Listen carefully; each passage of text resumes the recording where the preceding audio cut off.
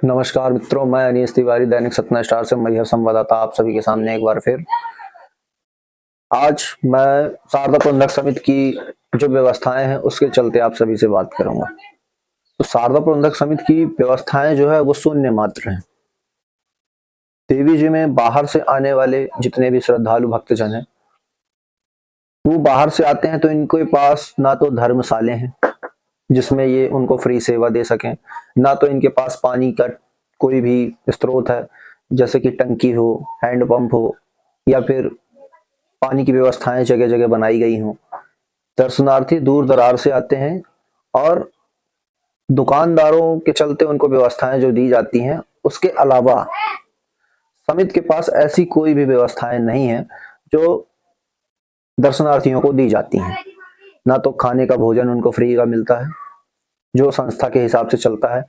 अभी आप ज्यादा दूर नहीं, चित्रकूट चले जाइए, महाकालेश्वर चले जाइए, उज्जैन चले जाइए और हमारे वृंदावन में चले जाइए।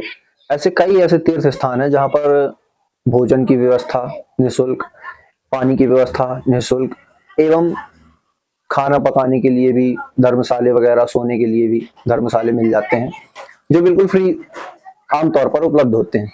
लेकिन शारदा प्रबंधक समिति में उसके धन को उसके अनुसार जितना धन उसमें चढ़ता है और जितना समिति का अंश होता है, तो उसके चलते ऐसी कोई भी व्यवस्थाएं यात्रियों के लिए उपलब्ध नहीं कराई जाती हैं कि यात्री उसमें अपने आप को सुविधा अपने ऊपर कुछ महसूस कर सके। पर आज के समय में शारदा प्रबंधक समिति के कर्मचारी ऐसे भी हो चुके हैं कि उनका खुद का जेब भर जाए वही बहुत है, क्योंकि वो व्यवस्थाओं के नाम पर तो कुछ दे नहीं सकते। उल्टा जो दर्शन अभी दो कुछ ही समय पूर्व चोरी की घटना आप सभी के सामने आई, जिसमें ऐसा कर्मचारी है कि पदस्थ है और उसके ऊपर कई केसेस भी चल रहे हैं, उसके बाद भी उसको अभी तक शारदा प्रबंधक समिति रखी हुई है।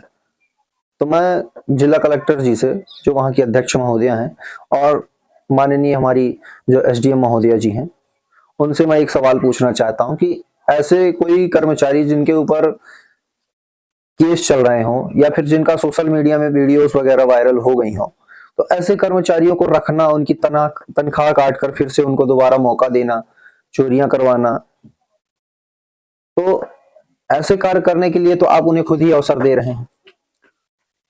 मेरा मानना तो ये है कि जिस भी व्यक्ति का एक बार सोशल मीडिया में खबर चल गई हो और उसका प्रत्यक्ष प्रमाण आप सभी के सामने अगर आ गया हो, तो उसको आप वहां से निष्कासित कर दीजिए और नए रोजगारों के अवसर निकालिए जिसमें नए नए युवा भी भर्ती होंगे और साथ ही साथ उन्हें भी रोजगार का मौका मिलेगा। जो इस काम को करने से इच्छुक हो कि वो अपनी ईमानदारी से कार्य करेंगे, तो उनको भी मौका दिया जाए।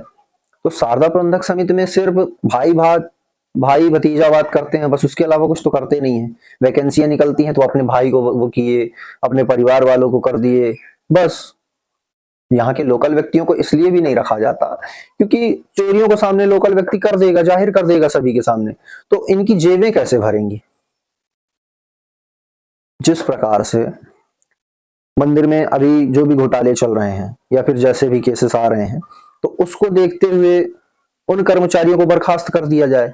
अभी किसी सरकारी या फिर किसी भी पद में बैठे हुए व्यक्ति को रिश्वत लेते या फिर किसी भी अनैतिक कृत्य करते या फिर किसी भी चीजों से संबंधित जैसे गाली गलौज देते, तो उनको तो सस्पेंड कर दिया जाता है।